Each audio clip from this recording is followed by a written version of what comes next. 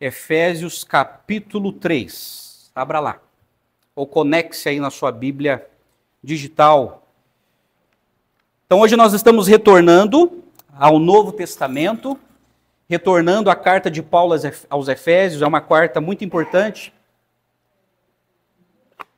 que Paulo, o apóstolo, escreveu para os cristãos da cidade de Éfeso. E hoje eu quero fazer uma exposição do capítulo 3, versos de 1 a 13. De 1 a 13. Efésios 3, versos de 1 a 13. A minha oração é que Deus fale conosco, porque baseado nesse texto, e explorando o assunto desse texto, eu quero falar sobre chamados para conhecer o mistério de Deus.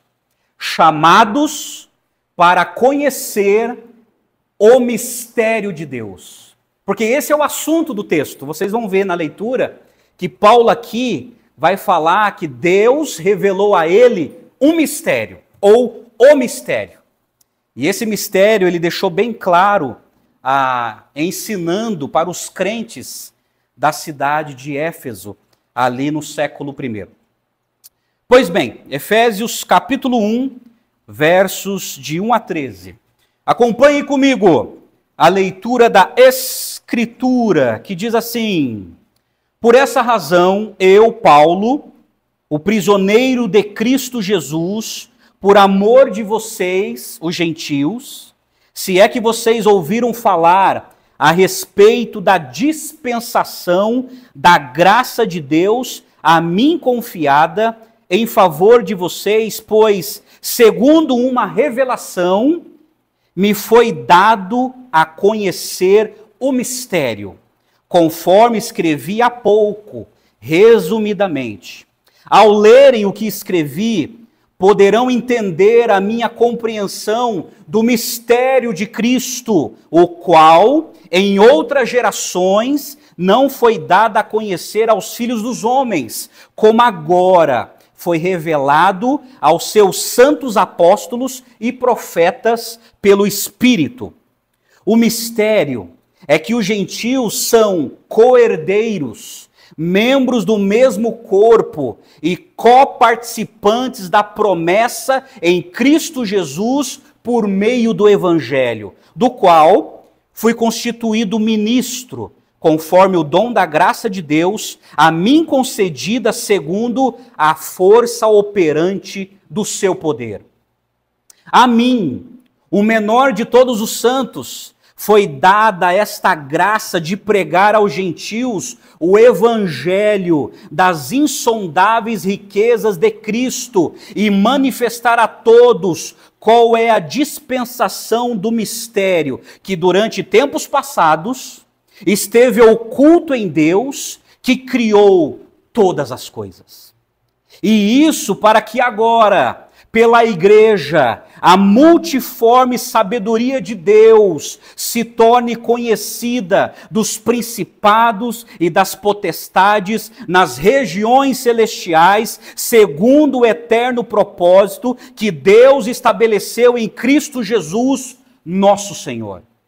Em Cristo temos ousadia e acesso a Deus com confiança mediante a fé nele. Portanto, eu peço que não desanimem por causa das minhas tribulações em favor de vocês, pois isso é motivo de honra para vocês. Vamos orar mais uma vez? Vamos orar? Pai amado, nós estamos diante da Tua palavra, Senhor.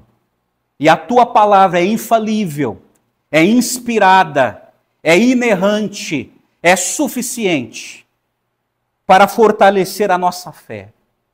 Ó Deus, que o Teu Santo Espírito nesse momento ilumine a nossa mente para entender o texto sagrado.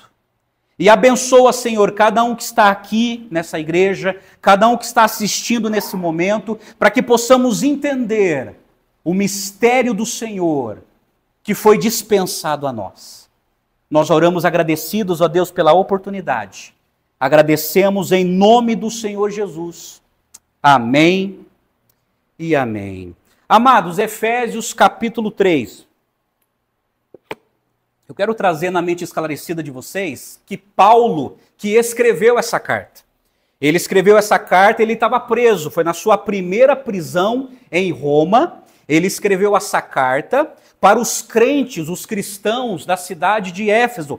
Paulo, ele plantou aquela igreja se tornou uma igreja saudável, uma igreja bíblica e relevante, na grande cidade de Éfeso. Éfeso, no século I, tinha mais ou menos, segundo os historiadores, tinha mais ou menos 300 mil habitantes ali naquela cidade.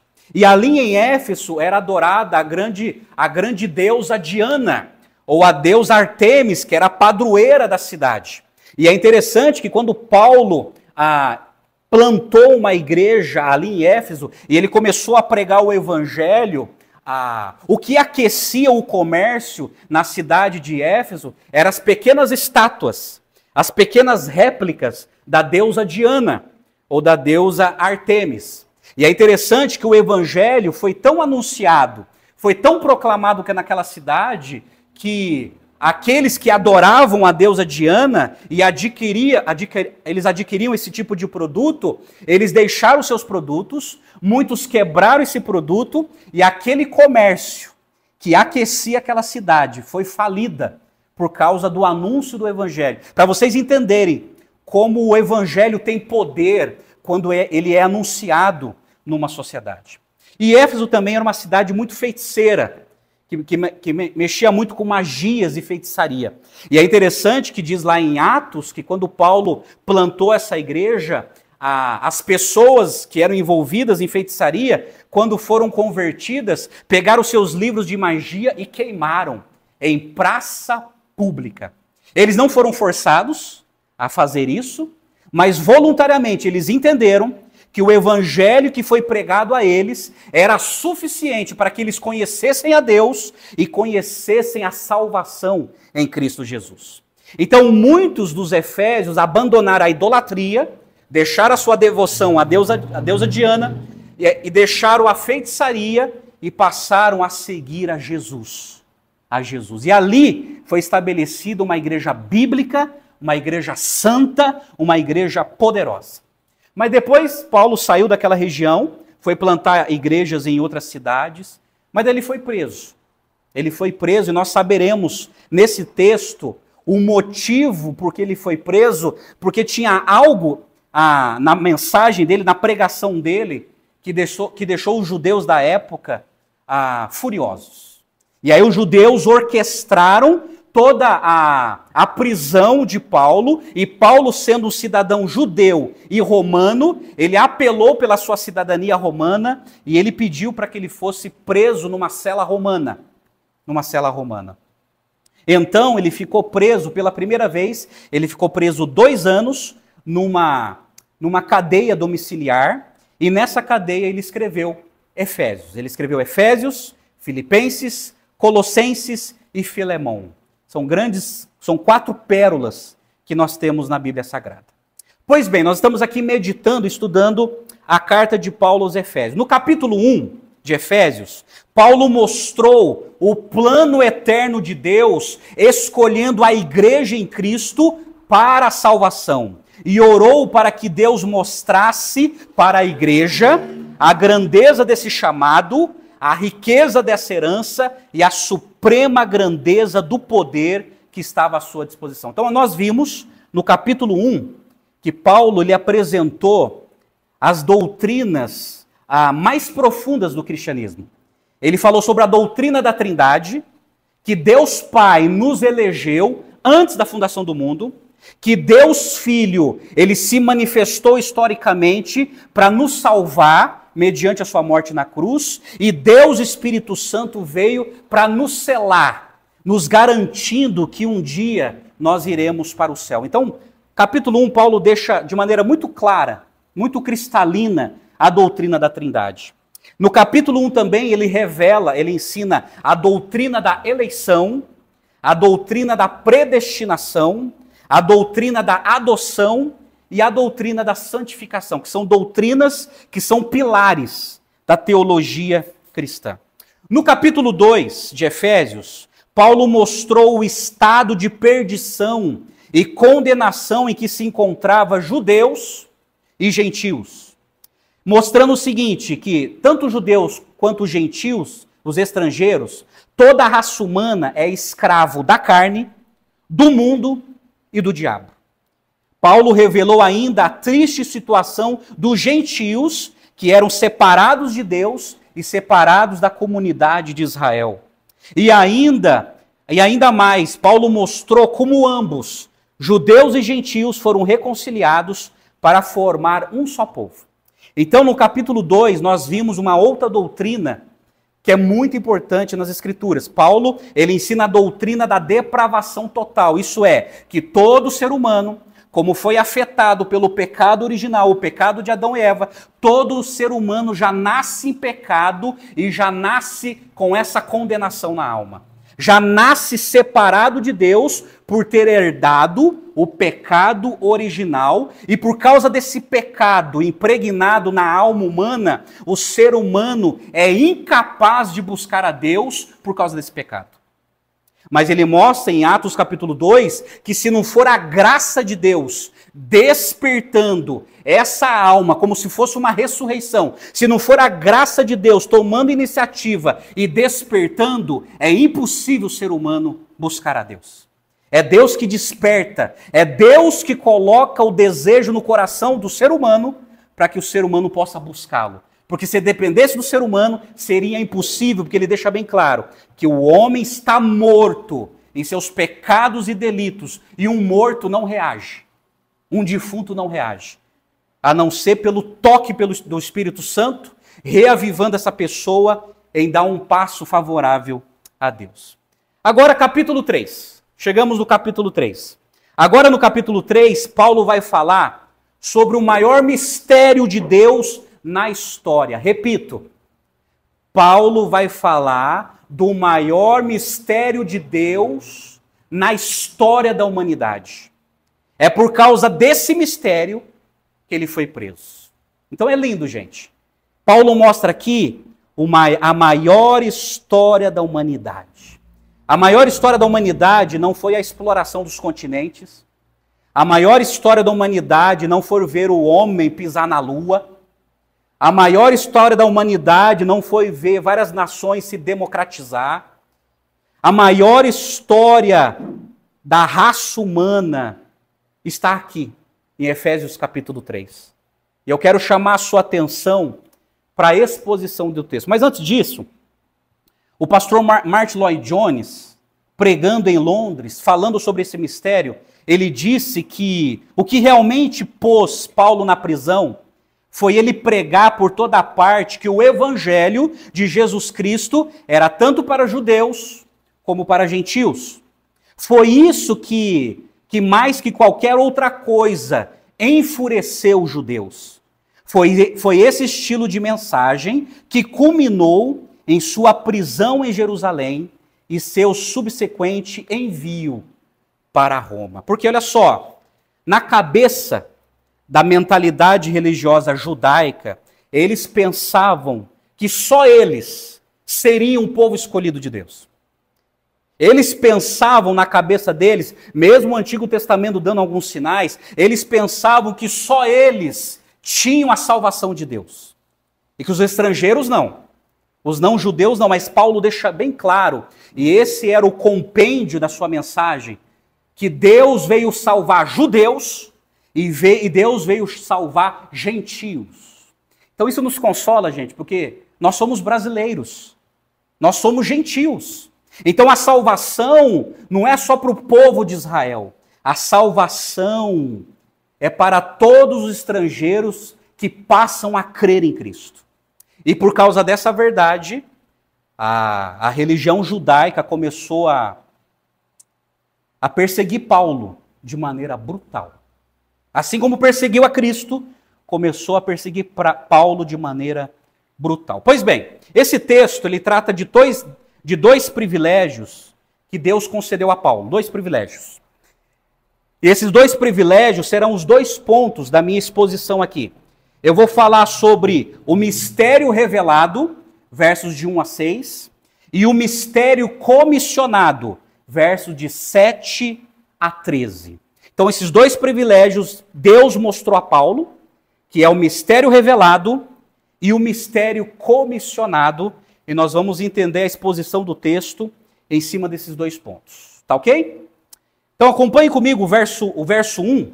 Olha só na sua Bíblia. Mantenha a sua Bíblia aberta, a sua Bíblia ligada, porque ao verso 1, ele continua introduzindo essa mensagem, como ele já tinha falado. Ele fala assim: por essa razão, eu, Paulo, o prisioneiro de Cristo Jesus, por amor de vocês, os gentios. A pergunta é: que razão? Por essa razão ou por essa causa, segundo algumas traduções. O que Paulo quer dizer com causa e razão? Aí a gente precisa entender o texto que já foi ensinado. Efésios capítulo 2. Lembre-se, Efésios capítulo 2, versos de 11 a 22. Paulo estava falando o seguinte, que Deus salvou judeus e gentios, e Deus está formando um povo. Ele está formando um só povo. Tá? Então, diante dessa unidade que Deus está consolidando, aí ele fala assim: por essa razão, por eu ter falado dessa unidade do povo que Deus está escolhendo e estabelecendo, eu, Paulo, eu sou prisioneiro de Cristo por amor de vocês. O que Paulo quer dizer aqui? Paulo, ele estava ensinando para várias pessoas, para várias regiões, que Jesus também veio salvar os gentios e que os gentios também fazem parte do povo de Deus. Também fazem parte. Como eu falei, esta era uma ideia insuportável para a religiosidade judaica daquela época. Porque eles consideravam que só os judeus tinham a salvação de Deus, tinha a salvação de Yahvé, o Deus dos hebreus. E eles não suportavam essa ideia que os gentios também iriam ser alcançados. Aí Paulo fala assim: eu sou prisioneiro de Cristo. É lindo quando ele usa essa expressão, porque Paulo está dizendo aqui duas coisas. Eu não sou prisioneiro de Nero. Eu não sou prisioneiro do Império Romano. Eu não sou prisioneiro dos judeus. Eu sou prisioneiro de Cristo Jesus. Interessante que Paulo sabia que se ele estava preso, não era um acidente, não era uma coincidência. A prisão dele estava na agenda de Deus na vida dele. E Deus tinha um propósito nobre com a sua prisão ali.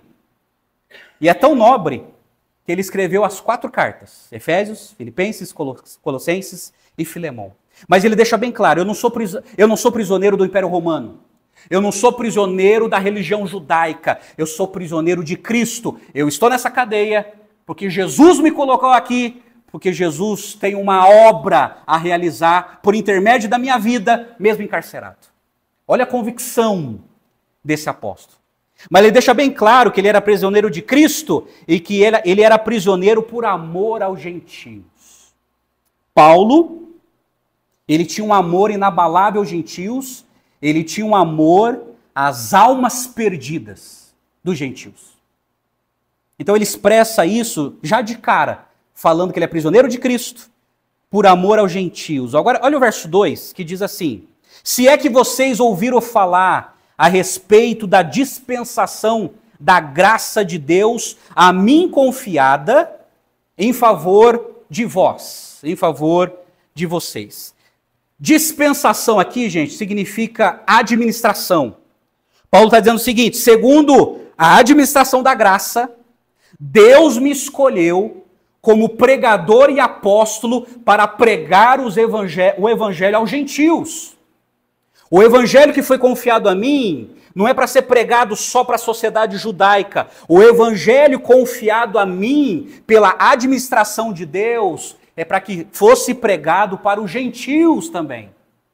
Só que Paulo deixa bem claro que como ele foi comissionado, a sua exclusividade seria para os gentios. Ele pregou para os judeus também o rejeitaram, e aí ele entendeu bem claro, baseado em Atos capítulo 9, quando ele teve encontro com Jesus em Damasco, que Jesus o tinha escolhido para alcançar os gentios. Então ele fala a respeito da dispensação da graça, isso é, a graça de Deus, na sua administração providencial, me separou para evangelizar os estrangeiros, os gentios. E no verso 3 ele continua assim: pois, segundo uma revelação, me foi dada a conhecer o mistério, conforme escrevi há pouco, resumidamente. Aqui ele fala de uma revelação. Paulo enfatizou em várias passagens, como a sua comissão apostólica, o seu conhecimento e capacitação que lhe fora conferido mediante revelações divinas. Então Paulo deixa bem claro que, como apóstolo escolhido por Jesus, ele recebeu uma revelação especial do próprio Cristo. Isso que é interessante. Paulo ele deixa bem claro que ele não aprendeu com o colégio apostólico, com seus colegas apóstolos. Ele deixa bem claro que ele recebeu uma revelação especial do próprio Cristo. Aonde que está isso? Por exemplo, Gálatas capítulo 1, verso 11 e 12. Só escute, olha só o que ele escreveu.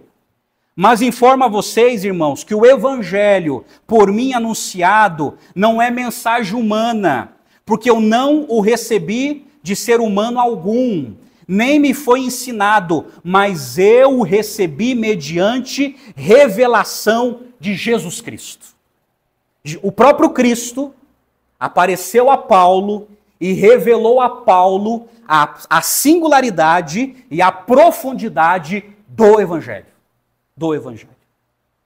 Então ele teve um seminário intensivo com o próprio Cristo, revelando a ele a mensagem do Evangelho. E é essa revelação que Paulo recebeu, e é esse mistério que Paulo recebeu também mediante Jesus Cristo. Agora, para o apóstolo, mistério não é um enigma impenetrável para a mente humana finita, mas uma verdade breve e parcialmente oculta que agora é plenamente revelada por meio da vinda de Cristo. O uso do termo mistério nos escritos de Paulo sempre tem a ver, de alguma maneira, com as profecias do Antigo Testamento, cuja maior parte começou a se cumprir na época da igreja. Deixa eu te falar, esse mistério, ele não foi plenamente revelado no Antigo Testamento. Tá? O Antigo Testamento, ele deu alguns sinais desse mistério. Por exemplo, Gênesis capítulo 12, quando Deus chamou Abraão, Deus deixou bem claro, olha, do teu descendente haverá uma grande nação e através de você todas as famílias da terra serão abençoadas. Então ali é um sinal de que a bênção de Abraão ia influenciar várias famílias no mundo inteiro, não só a nação de Israel. Por exemplo, o Salmo 67, você vê o salmista conclamando todos os gentios a adorar a Deus. Então há vários sinais no Antigo Testamento falando que judeus e gentios formariam um só povo para adorar a Deus. Mas essa verdade estava como em forma de segredo no Antigo Testamento, com alguns sinais, mas no Novo Testamento ele foi ampliado e ele foi cristalizado. E o mensageiro que mais explicou esse mistério foi o apóstolo Paulo. Por isso que ele fala que é mistério, que esteve oculto. Isso é, que de uma maneira parcial ele foi apresentado, mas que agora, no Novo Testamento, ele é amplamente contemplado para que todos saibam. Eu concordo com o pastor John Stott quando ele disse que no cristianismo não existem mistérios esotéricos reservados para uma elite espiritual. Ao contrário, os mistérios cristãos são verdades que, embora estejam além da compreensão humana, foram revelados por Deus e, portanto, agora pertencem abertamente a toda a igreja. Mais abertamente, mistério é uma verdade que esteve oculta ao conhecimento ou entendimento dos homens, mas que agora foi desvendada pela revelação de Deus. Então isso é mistério, gente, não é nada esotérico, enigmático, que ninguém entende. Mas o mistério são verdades de Deus, que agora estão muito mais claras através da pregação do apóstolo Paulo, que no qual o conteúdo foi revelado por Jesus Cristo. E quando ele fala assim aí, conforme escrevi há pouco resumidamente, porque Paulo tocou nesse assunto em Efésios capítulo 2. Ele tocou nesse assunto e ele repete esse assunto com mais profundidade no capítulo 3. Olha o verso 4. Ele diz assim: ao lerem o que escrevi, poderão entender a minha compreensão do mistério de Cristo. Aqui Paulo está enfatizando que a igreja compreenderá que judeus e gentios são reunidos em um só corpo no mesmo Messias. No mesmo Messias. E no verso 5 ele fala assim: o qual, em outras gerações, não foi dado a conhecer aos filhos dos homens, como agora foi revelado aos seus santos apóstolos e profetas pelo Espírito. Então ele está repetindo. Ele está repetindo que muitas gerações isso esteve oculto para a humanidade, mas agora foi revelado aos santos apóstolos e profetas. O que Paulo está dizendo aqui? Que essa revelação, esse mistério, os apóstolos de Cristo receberam, o 13º apóstolo de Cristo, Paulo, recebeu, e os profetas. Gente, profetas aqui eram os profetas do Novo Testamento, tá? Os profetas do Novo Testamento eram pessoas que eram acompanhantes e eram autorizadas pelos apóstolos, que andavam junto com os apóstolos. Por exemplo, tinha um tal de profeta Ágapo.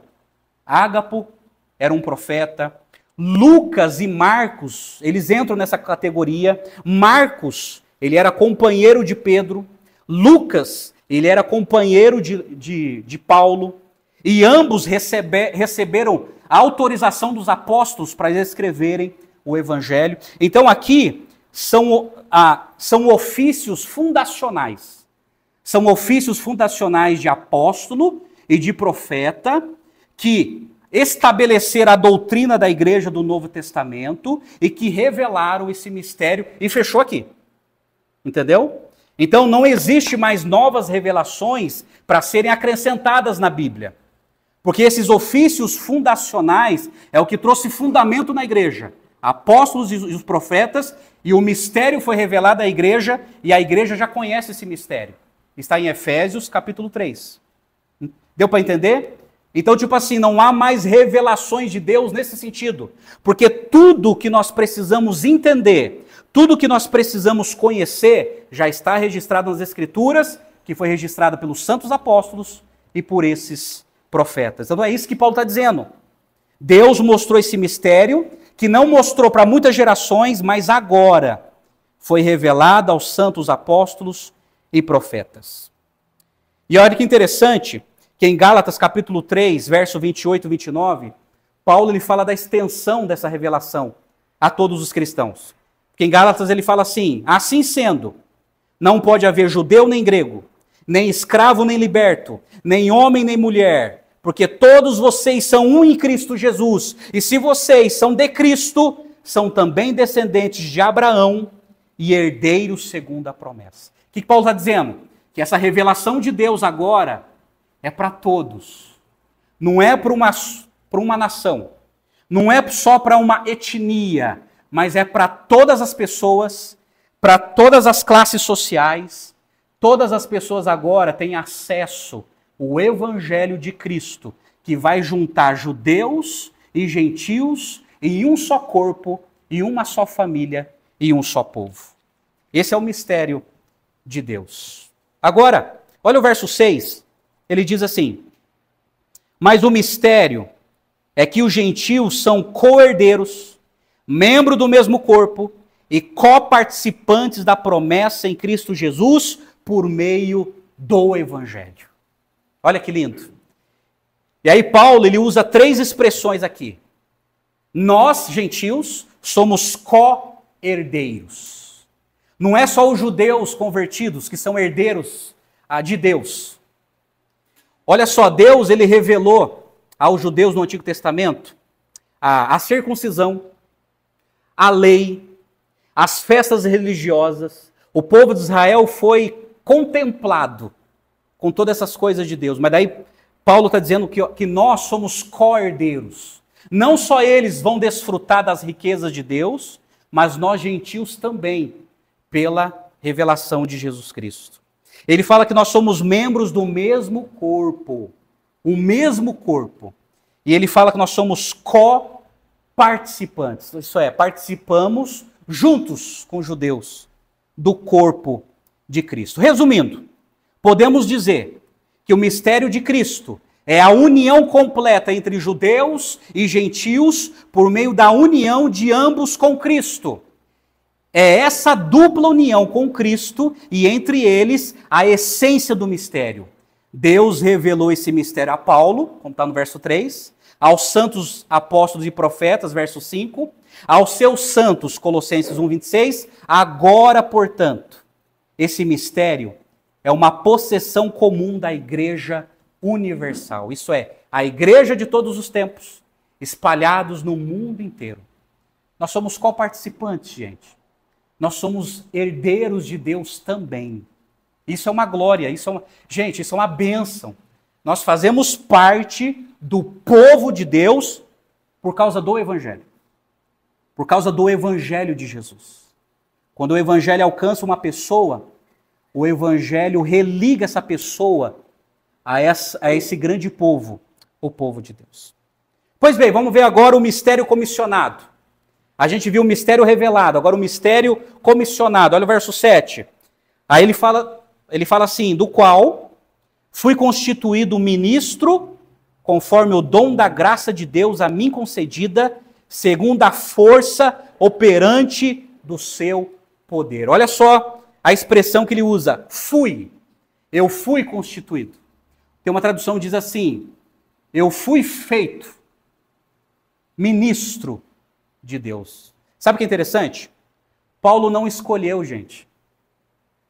Não foi uma escolha de vida. Ele não se voluntariou por esse trabalho. Ele não se voluntariou. Ele foi constituído. Obrigado, querido. Muito obrigado. Ele foi constituído. Sabe o que significa? Deus escolheu Paulo. Não foi Paulo que se voluntariou. Não foi Paulo que ergueu a mão dizendo, eu quero. Paulo foi caçado. Paulo foi escolhido. Paulo foi arrastado. Paulo foi tombado e foi constituído ministro. Isso é lindo, gente, porque a gente precisa entender que tem certas funções que é Deus que constitui. Não é algo humano de escolha. Ah, eu quero Deus. Não, é Deus que separa, é Deus que capacita e é Deus que envia para esse desígnio. Ele deixa bem claro, fui constituído ministro. A palavra ministro no grego é servo. É o servo. Então Paulo não está se colocando aqui como um líder. Ele está colocando como um servo. Conforme o dom da graça de Deus. Isso é, conforme o dom especial de Deus na minha vida. Eu recebi um dom especial de Deus para evangelizar os gentios. E ele fala assim, segundo a força operante do seu poder. Ele está dizendo assim, segundo a força do Espírito Santo. Eu não consigo sozinho. Não é pela minha intelectualidade. Não é pela minha cultura. Não é pela minha formação. Eu estou aqui por causa do dom da graça de Deus a mim concedida e segundo a força operante do seu poder. Paulo necessitava do poder do Espírito para pregar aos gentios. Mas olha só o verso 8, quando ele fala assim, olha a humildade desse homem. A mim, o menor de todos os santos, foi dado esta graça de pregar aos gentios o evangelho das insondáveis riquezas de Deus. Olha que lindo, a mim, o menor. Tem uma tradução que diz assim, a mim, o mínimo. E outra tradução diz assim, eu sou o menor dos menores. Ele se sentia, gente, o menor dos apóstolos. Aqui não é uma falsa humildade. Aqui Paulo está reconhecendo a sua indignidade. Eu não sou digno. Eu sou inadequado para esse ministério. Eu não sou suficiente para esse ministério. Mas eu estou nesse ministério porque eu fui. Algo externo me chamou. Eu fui constituído. Eu fui escolhido por Deus. Não é uma escolha minha, porque eu reconheço a minha pequenez. Eu reconheço a minha incompetência. Mas Deus me escolheu. Olha a humildade desse homem. E ele diz assim: eu sou o menor de todos os santos. Todos aqueles que Deus separou, eu sou o mínimo deles. Eu sou o menor deles. E aí ele diz assim: foi dada esta graça de pregar aos gentios o evangelho das insondáveis riquezas de Cristo. Olha que lindo.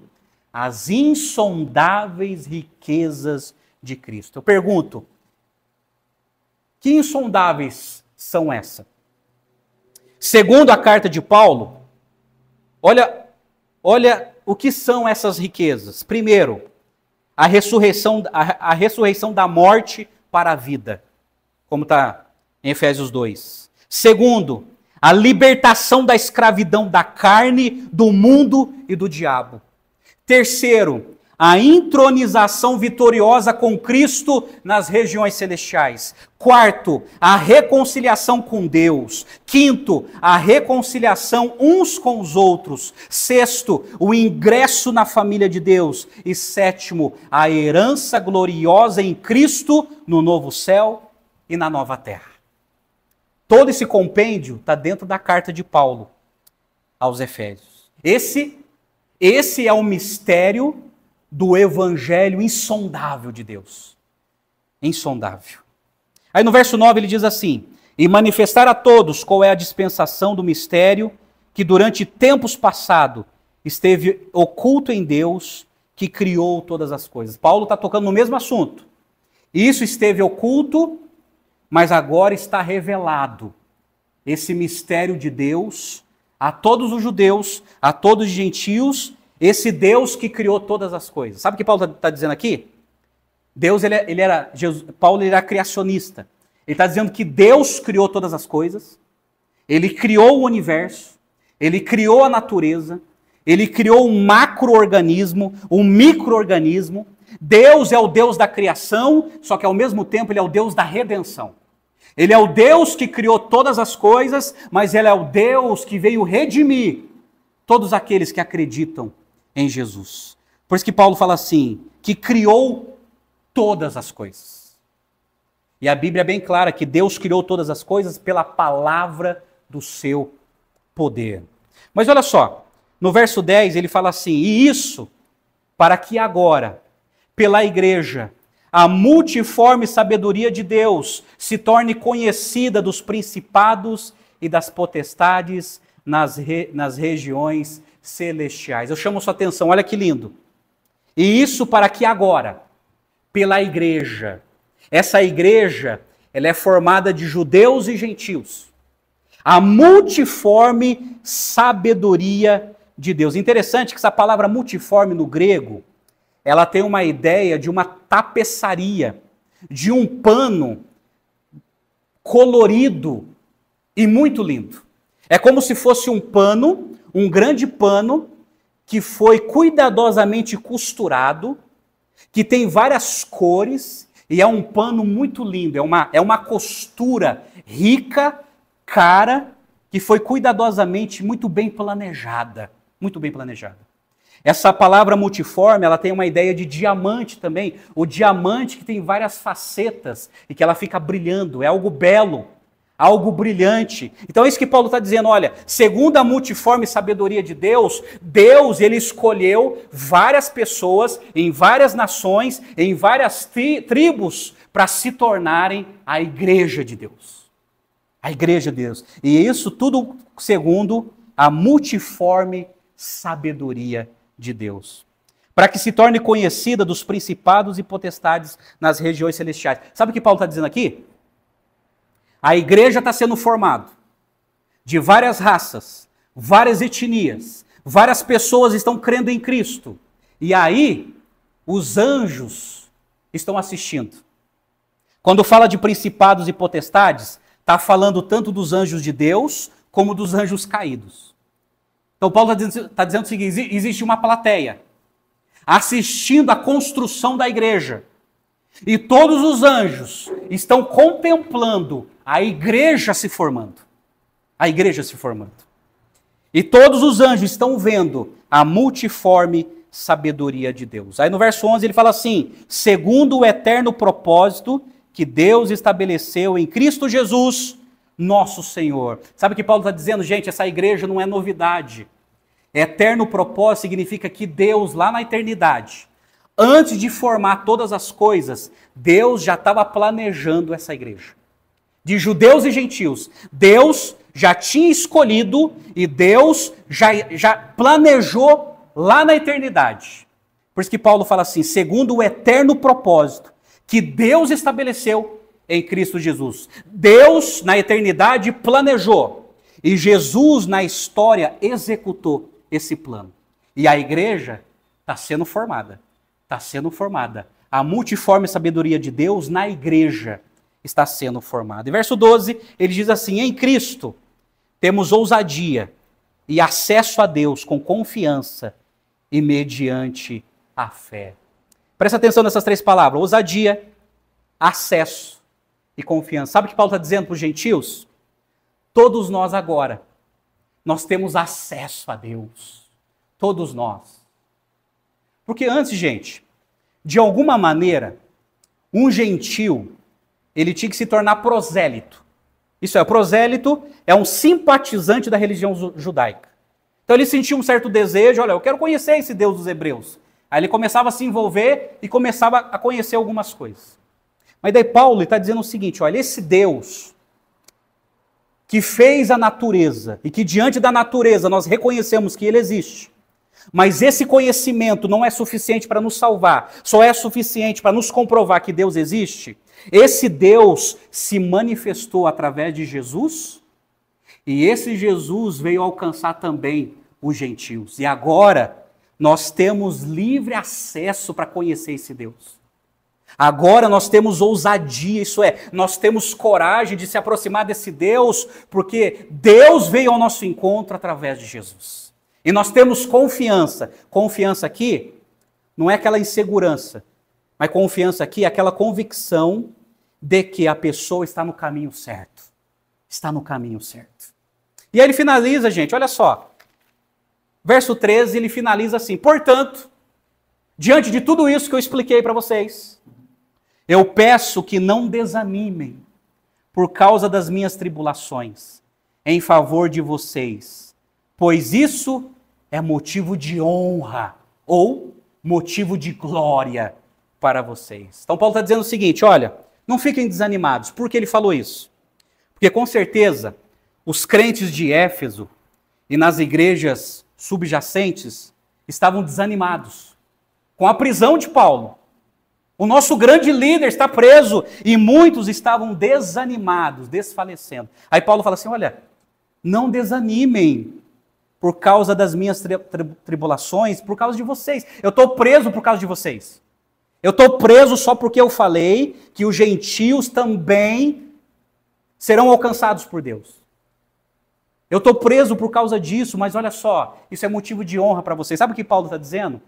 Gente, eu sou o pastor de vocês e eu estou preso por causa de Cristo. Eu não estou preso porque eu cometi um crime notável.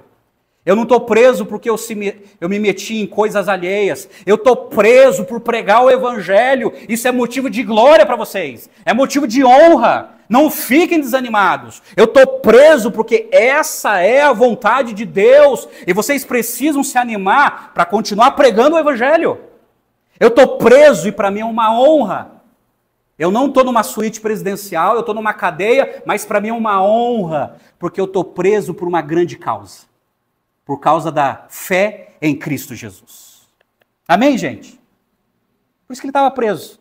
Ele fala, não fiquem desanimados. Pois bem, diante dessa exposição, eu espero que os amados irmãos tenham entendido. Ficou claro a exposição? Amém? Eu quero separar 3 lições para as nossas vidas.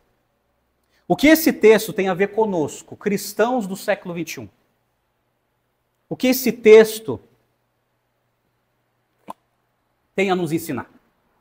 3 lições, guarde isso aqui, 3 lições de extrema importância que nos ajuda a entender muita coisa.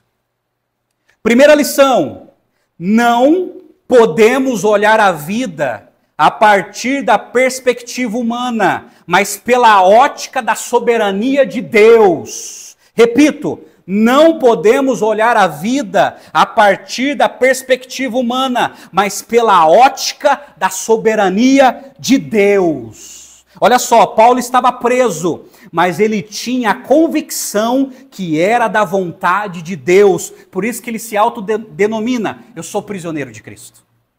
A prisão na vida de Paulo não era um acidente. Ele sabia que ele estava preso cumprindo um plano divino. E aí eu aprendo muita coisa, gente. A gente não pode ficar olhando a nossa vida só na perspectiva humana. Nós precisamos entender muitas coisas da nossa vida pela ótica da soberania de Deus. E quando eu falo isso, eu estou incluindo o sofrimento também.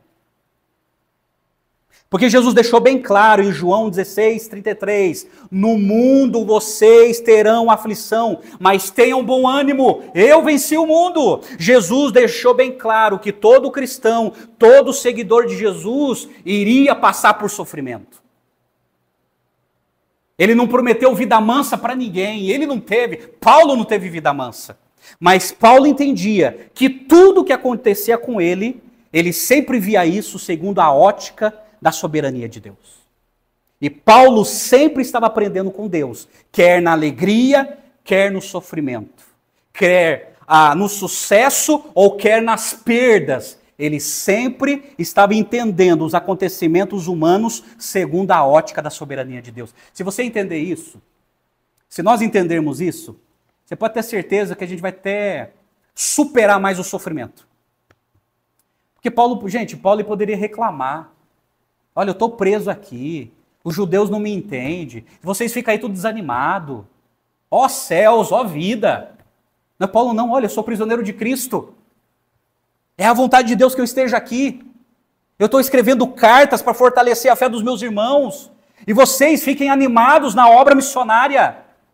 Aí, o cristão não é uma pessoa perdida, confusa, pois sabe que Deus tem um plano a realizar.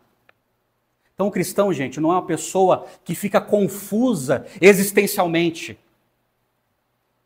O cristão, sim, ele sofre no momento, ele fica sem entender, ele não consegue explicar racionalmente. Mas daí, aos poucos, o Espírito Santo vai mostrando para esse cristão: opa, calma aí.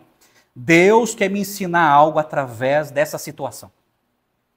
Deus quer me ensinar algo e eu preciso entender a ótica da soberania de Deus, do porquê isso está acontecendo na minha vida. Você precisa entender.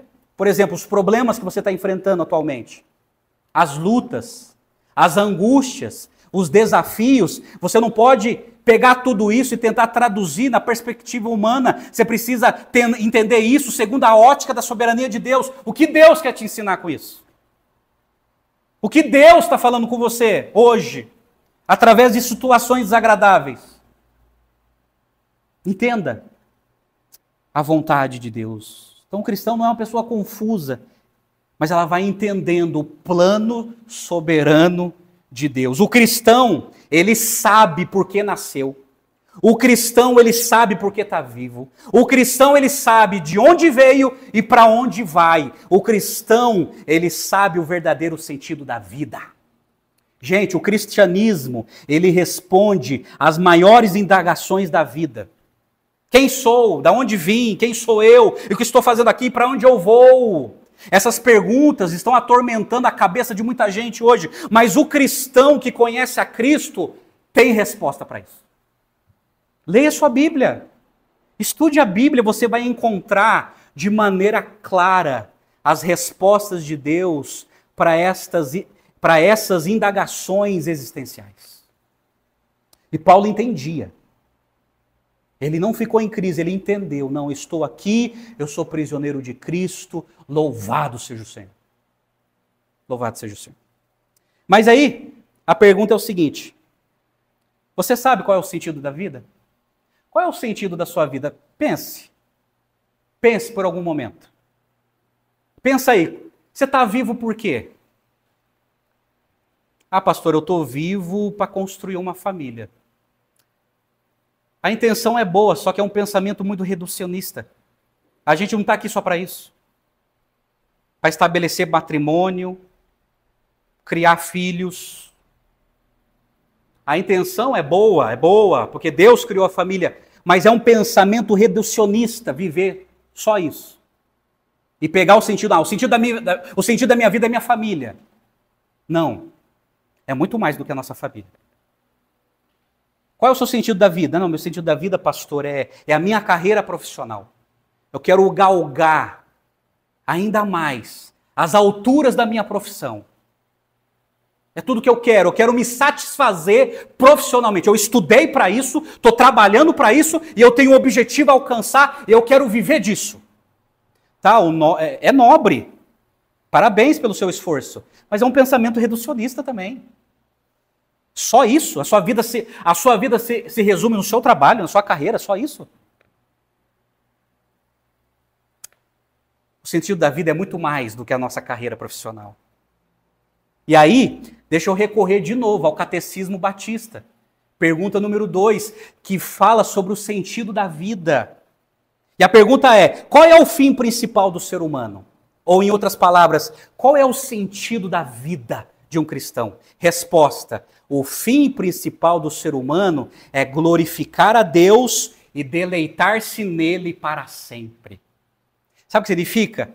Tudo o que eu faço, a construção da minha família, a minha carreira profissional, é para a glória de Deus. Eu estou no meio disso porque Deus quer me usar para alcançar as pessoas.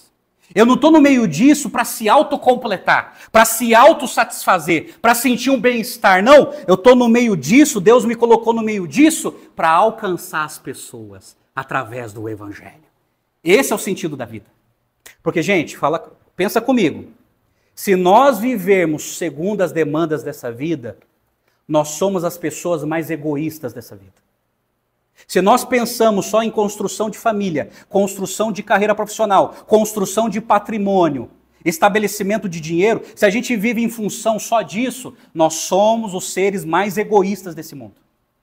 Nós estamos aqui para cumprir uma missão e Paulo entendeu isso. Olha, nós precisamos pregar o Evangelho, influenciar as pessoas. Esse é o sentido da vida. Esse é o sentido da vida. Porque, querendo ou não, poderemos sofrer algumas decepções. Quem vive muito para a família pode ter decepção no futuro. Quem vive da carreira profissional no futuro vai ter que gastar todo o dinheiro, porque perdeu a saúde. Mas quando nós colocamos, gente, o foco em Deus, a nossa vida ela não pode ser um sentido antropocêntrico. Os nossos sentidos no centro. A nossa vida tem que ser teocêntrica. Isso é, os valores de Deus no centro da nossa vida. E isso tem que gerenciar todas as áreas da nossa vida. Aí eu concordo com o pastor batista John Piper, falando sobre a vida, gente, olha o que ele fala. A vida é precária e preciosa. Não presuma que certamente amanhã você estará vivo. Não desperdice a sua vida hoje. Olha só. A vida é precária, é difícil viver. Mas ao mesmo tempo ela é preciosa. Não pense que você ficará vivo a todo tempo. Não desperdice a sua vida hoje. Então olha só. Olhe as coisas de Deus, olhe as coisas da vida pela soberania de Deus. Deus está te ensinando algo. Abra os ouvidos e entenda o que Deus está te dizendo. Quando Paulo começou a entender isso, ele superou as suas dores e ele tinha convicção que ele estava fazendo a vontade de Deus. Segunda lição, a igreja está no centro do plano de Deus.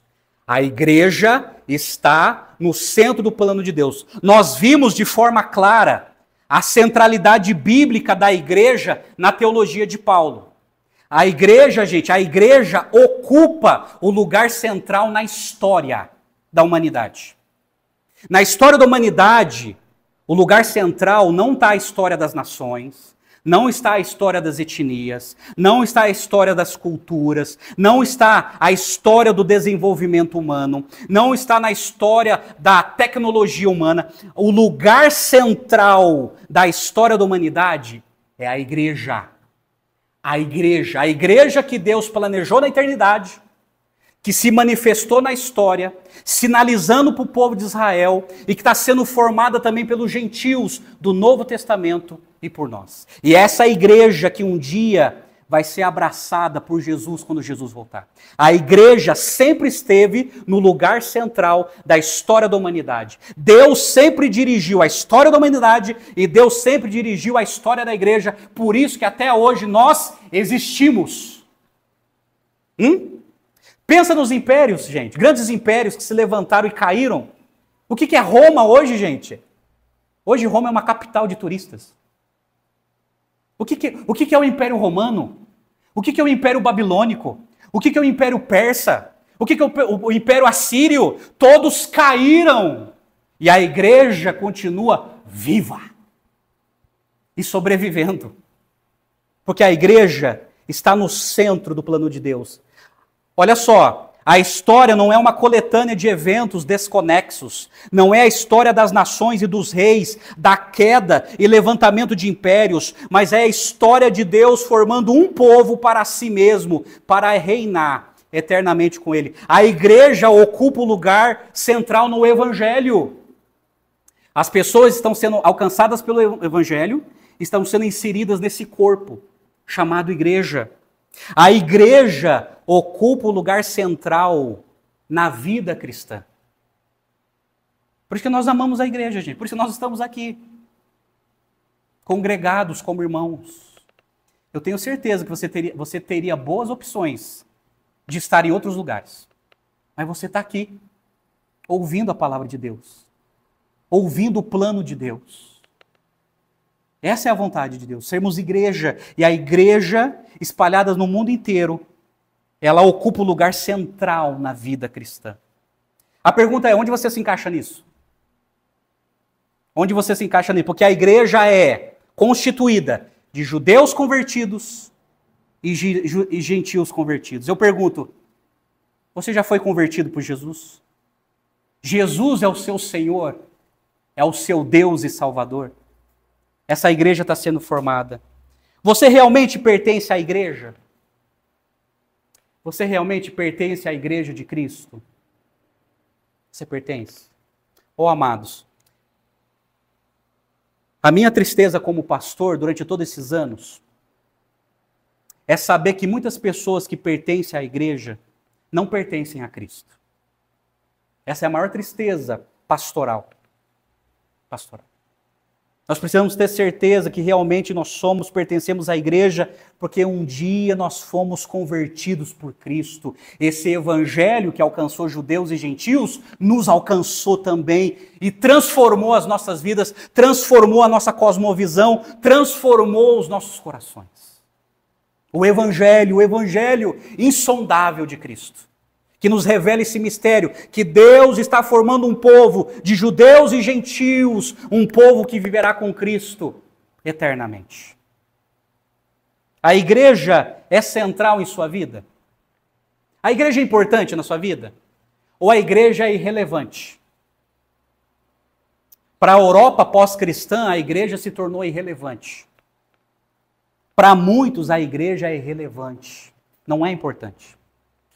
Mas olha só, quem ama Jesus e para quem entendeu o evangelho, se importa com a igreja. Se importa com a igreja. Se importa com esse corpo que está sendo formado. Está sendo formado aos poucos de judeus e gentios. Gentios brasileiros, argentinos, americanos, africanos, corintianos, palmeirenses, todo mundo junto. Todo mundo junto. Todo mundo junto. Todo mundo junto. A igreja está no centro do plano de Deus. Terceiro e último, eu termino aqui. Não desanime diante dos desafios da vida cristã. Porque Paulo ele termina o texto dele assim: portanto, não desanime com as minhas tribulações por causa de vocês. Porque isso é glória para vocês. Não desanime. Deixa eu falar uma coisa para você. Não desanime por causa das tribulações. Não desanime diante dos problemas que você está enfrentando por causa da sua fé, por causa da sua segurança em Deus, porque você não negocia a sua fé. Não desanime, continua assim. Essa é a vontade de Deus. Esse é o cristão que faz diferença nessa sociedade. Não desanime por causa das perseguições. Se Paulo foi perseguido, nós seremos de alguma forma. De alguma forma nós seremos. Mas não desanime, é uma honra sofrer por Cristo. É uma honra. Não é vergonha, é uma honra sofrer pela fé. É uma honra. E Paulo entendia isso. É uma honra sofrer pelo fato de cumprir a vontade de Deus. É uma honra, gente. É por isso que Jesus falou em Mateus capítulo 5, versos 11 e 12. Eu sempre me lembro desse texto, quando Jesus falou assim: bem-aventurados são vocês, quando por minha causa os insultarem e os perseguirem, e mentindo disserem todo mal contra vocês. Alegrem-se e exultem, porque é grande a sua recompensa nos céus, pois assim perseguiram os profetas que viveram antes de vocês. Jesus falou: você é bem-aventurado, você é abençoado quando você for perseguido por minha causa. Por minha causa. Então Jesus deixou bem claro o quê? Que todo discípulo vai ser perseguido. Seja bem-vindo, essa é a vida cristã. Talvez te apresentar uma vida cristã falsa lá fora, que você não ia ter nenhum problema, que ia ter muita prosperidade. Opa!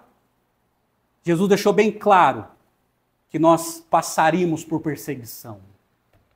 Seja bem-vindo. Essa é a religião cristã. Essa é. Mas Jesus deixou bem claro: bem-aventurados são vocês. Bem-aventurados são vocês, porque vocês vão se identificar com o meu sofrimento. Bem-aventurado.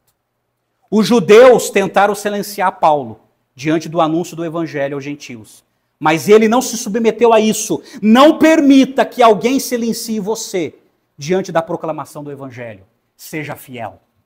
Não permita, seja quem for, independente da escala superior onde você trabalha, não permita que ninguém venha silenciar você. Mesmo que tenha que perder profissão, mesmo que tenha que perder prestígio, mesmo que tenha que perder promoção, mesmo que tenha que perder dinheiro, não permita que ninguém venha silenciar você. Prega o evangelho. Porque Paulo, ele não se submeteu. Ele foi fiel a Cristo, pregando o evangelho com sabedoria e amor, mas pregando o evangelho. Amém, gente? Esse é o chamado. Chamados para conhecer o mistério de Deus. Esse é o mistério de Deus, gente. Que através do evangelho, Deus está formando um povo para si, constituído de judeus e gentios, convertidos. E nós agradecemos que, como gentios brasileiros, fomos incluídos, mesmo não merecendo, fomos incluídos nesse corpo, nesse povo, mediante o evangelho. O evangelho que diz o seguinte: que Jesus morreu na cruz, pagando pelos nossos pecados, pelas nossas culpas, produzindo em nós arrependimento e fé, e nos impulsionando a se tornar os seus discípulos, para servi-lo de coração na proclamação do evangelho, até o último minuto das nossas vidas, para a glória de Deus. Amém, gente? Vamos orar? Vamos orar? Ô Pai querido, necessitamos de Ti, Senhor. Este é o evangelho da cruz. Este é o caminho que Jesus nos ensinou. Ó Senhor, ajuda-nos, aumenta a nossa fé e ajuda-nos a sermos fiéis, como foi o Teu servo, o apóstolo Paulo, que mesmo preso, ele sentia alegria por estar sofrendo pela Tua causa. Ó Deus, ajuda-nos a entender isso pela ótica da Tua soberania. Ajuda-nos a entender a Tua vontade, Pai. Ajuda-nos a viver os Teus planos. Abençoa, Senhor, cada vida que está aqui, para que todos possam entender que os Teus planos são superiores aos nossos desejos.